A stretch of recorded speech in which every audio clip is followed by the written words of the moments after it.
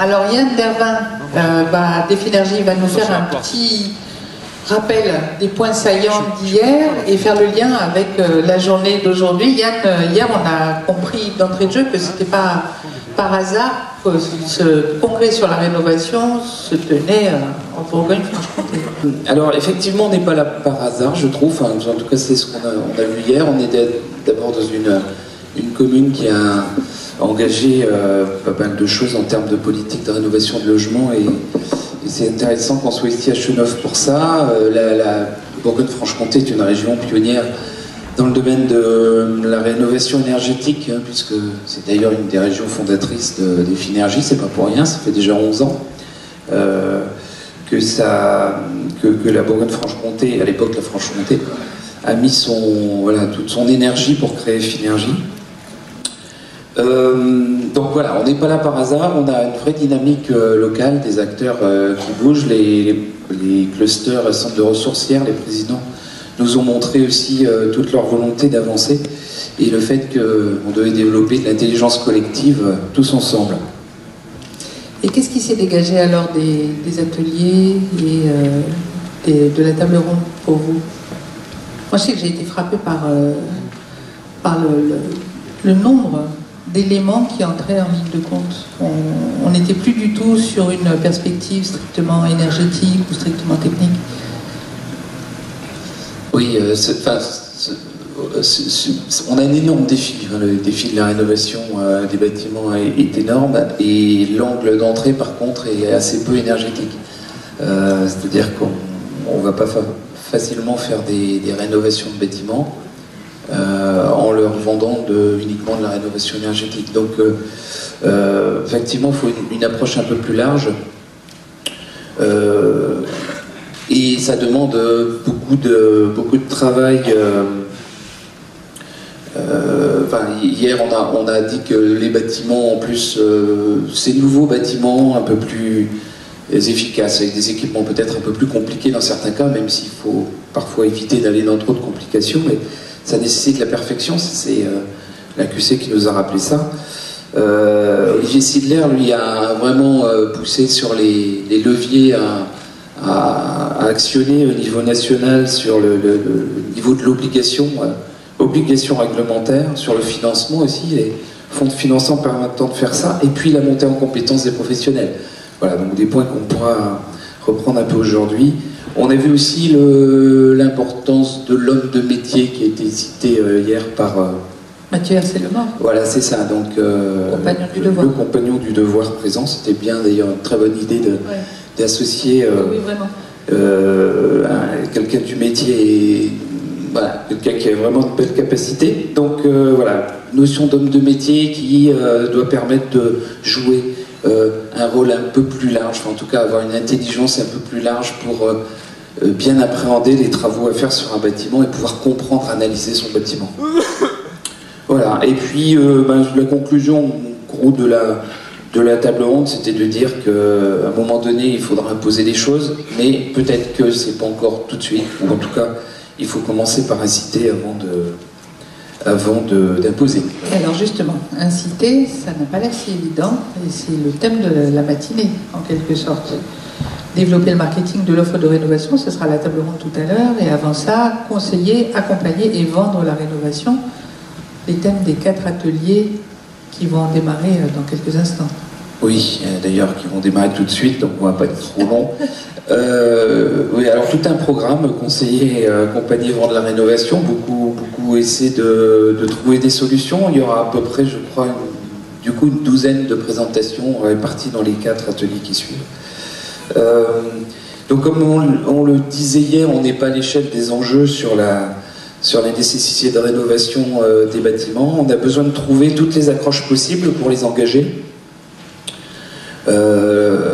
Il faut apporter du confort, il faut apporter du rêve. Bon, il y en a encore qui rêvent parce qu'ils ne sont pas là, mais en tout cas, vous, j'espère que vous êtes tous réveillés. Il faut en même temps, donc, on va réussir à lancer des rénovations, pouvoir embarquer la rénovation énergétique, un thème qui est cher à certains pionniers du secteur, je pense notamment à André Pouget. Et pour ça, on a besoin aussi d'autres compétences, hein, les compétences techniques ou d'ingénieurs sur ce que, enfin, pour en massifier la rénovation ne suffiront pas. On a vraiment besoin d'autres compétences, plus vers le côté sociologique, psychologique, parce qu'on a besoin de comprendre et de cibler les besoins des particuliers, voilà, parce qu'ils n'ont pas forcément l'angle d'entrée par la rénovation énergétique. Ils vont vouloir éventuellement faire une extension, la famille s'agrandit, voilà, ils vont vouloir augmenter leur valeur de patrimoine, patrimoniale. Donc tout ça, c'est pas évident. Mais ça nous amène en tout cas à y réfléchir, surtout dans le cadre, à mon sens, de l'atelier 3, Ruth. Les attentes et les besoins des particuliers, oui, qui sera animé par Sylvie Feugat de LQE, et la restitution, c'est Marie-Laure Aubrio d'Arcade qui la fera. Tout à fait. Voilà. Alors, en partant de cette envie assez limitée de rénover, on peut quand même essayer d'entraîner, persuader, de faire plus, de faire mieux. Alors ça serait convaincre le maître d'ouvrage d'aller plus loin. Ah, tu as tout compris, c'est l'atelier 4. Animation et restitution par deux membres de la SCOP Les Deux Rives, Céline Ross et Hélène Ludman. Voilà. Et, bon, et c'est vrai que, par exemple, en copropriété, on a des exemples intéressants. Alors, la copropriété, certes, c'est compliqué. Les prises de décision sont très longues. Et puis, même quand on pense arriver au bout, ça bloque à la fin. Le financement n'est pas simple non plus. Mais il y a quand même un certain nombre de cas où on arrive à faire des choses intéressantes et on commence tout bêtement par une idée de ravalement de façade des copropriétaires et au final on arrive à leur faire de l'ITE, voire dans des cas optimum à aller jusqu'à du BBC. Et sur ces copropriétés un peu modèles où finalement les gens s'entendent peut-être bien, ils ont compris que ça a augmenté largement la valeur de leur patrimoine et donc c'est tout intéressant pour eux. Donc là, je reconnais l'atelier 2, la confiance, facteur clé d'un projet réussi, animé par Pierre Évrard d'Arsène et restitué par Frédéric Corset d'Envirobat BDM. Ça peut être ça, mais j'y étais pas encore. Ah, zut, perdu. Non, en fait, on sait que le monde du bâtiment est ce qu'il est. On a tous en tête certaines approximations des entreprises, des artisans ou des autres acteurs du bâtiment, hein. On est quand même assez vite dans un domaine où règne la non-qualité. On a des délais qui sont assez aléatoires. Je sais pas si... Enfin, je me souviens d'une scène du film Astérix et Cléopâtre où le scribe annonce au chef de chantier qu'on a 6 mois pour faire le chantier, puis lui répond 6 mois avec ou sans les retards. Voilà. Et alors, si on avait des architectes qui sont des hommes parfaits, comme vous le savez, bien sûr, poursuivre les travaux, tout irait bien, mais on est loin d'avoir un architecte derrière tous les chantiers. Et donc, il faut trouver des solutions pour justement instaurer la confiance. Et tu as très justement annoncé l'atelier 2. Et enfin, il reste à accompagner le particulier qui se lance dans un chantier, qui va le perturber, lui demander du temps, lui demander bien sûr de l'argent. Projet donc qu'on ne fait pas si souvent que ça dans une vie. Et donc, on va essayer de le prendre par la main. Et là, tu as reconnu... L'atelier 1. Parfait, on va y arriver. Conduire le particulier vers la rénovation, animé par Pierre-Yves Legrand de Nova Build et restitué par Angélique Sage du collectif Finergie.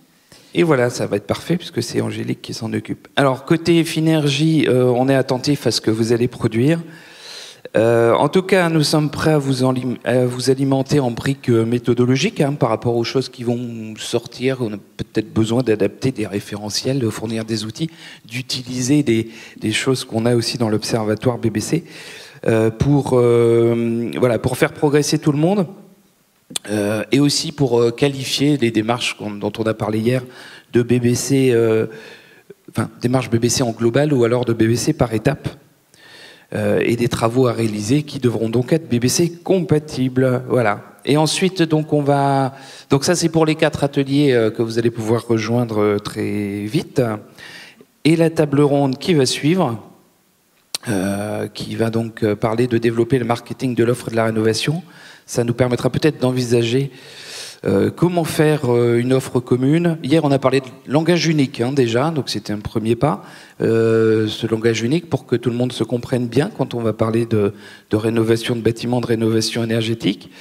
Et là, on peut envisager d'aller sur une offre commune, un système intégré de rénovation associant tous les acteurs.